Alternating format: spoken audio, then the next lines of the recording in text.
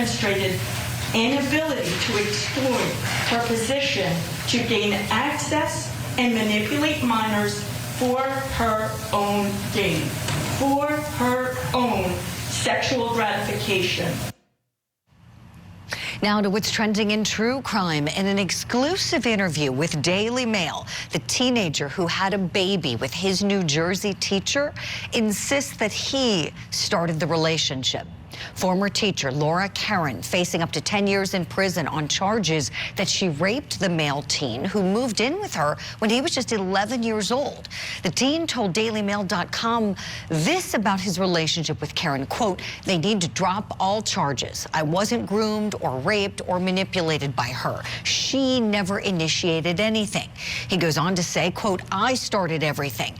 If it was up to me, she wouldn't have been in jail. It's been 6 or 7 years. I'm 19, about to be 20. I love her with all my heart. She was there for me and my family." Wow. What's your reaction to hearing that teenage father's comments? Let's bring in our power panel. Still with me, criminal defense and civil rights attorney Casey Early, private investigator Manuel Gomez, and want to welcome in the solicitor for the 16th Judicial Circuit in South Carolina, attorney Kevin Brackett. Kevin, let me begin with you, please. What's your reaction to hearing that teenager's comments? Well, you never know what's going on in his head, but, just looking at the facts, cold, dispassionate, you have to ask yourself, is any 13-year-old capable of making the decision to father a child? No. So where has his head been, over the last, what I think they said they started when he was 11 years old. He started having some sort of relationship with her when he was 11. I mean, it's absurd. She was 26, 28 when he fathered the child.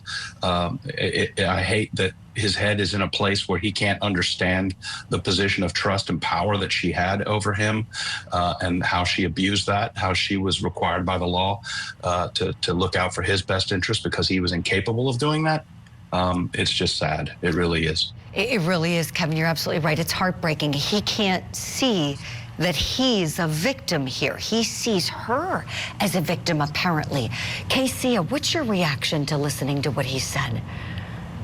I was thinking the same thing. He doesn't understand that even though he, quote, initiated that, a minor cannot consent. So even if in this state, it's the age of 16, but then you have the other layer where she was a teacher. She had a duty of care. So there's no consent at any age. And then the point that he doesn't even understand that he's a victim shows that the jury, I'm pretty sure, is going to see that not only is he still delusional in this case, that we know that this, quote, grooming started at a tender age of 11. Even though there's no evidence of sexual misconduct, there was reports that he was in the bed with her and some allegations of witnessing some sexual misconduct between her and this child. This is an unfortunate incident, and this is why we have prosecutors where they can disregard the request of a victim and continue to prosecute based on the law. So yes, this case is definitely sad. Casey, thank you for that. I want to show you both something else he said when he was asked by Daily Mail about contacting his child.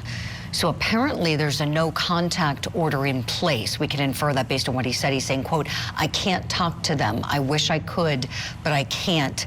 And it sucks." Again, an exclusive interview with DailyMail.com. Ooh, Manuel Gomez, last but not least on our panel on this topic. What do you think when you hear this?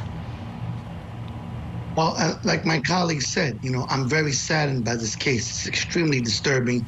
What's even more disturbing is I'd like to know the reason why he moved in with her at 11 years old, okay?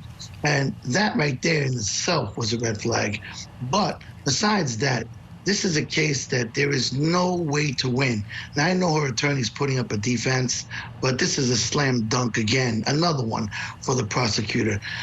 This poor child did not know what was happening, and there is no doubt in my mind that she's going to lose. If I was her, and I hope they're listening, take the plea out, and don't put yourself through this trial. all right? And then if it's meant to be and you two get married down the road, then fine. But the bottom line is she's not going to win. She's going to get the maximum sentence. There's no doubt in my mind she should just take the plea. That's smart advice, Manuel, really smart advice, especially for the child, because as you all know, there's another victim here. You know, the baby, right? The baby that they had is another victim in all this, in addition to the teenager, based on the evidence.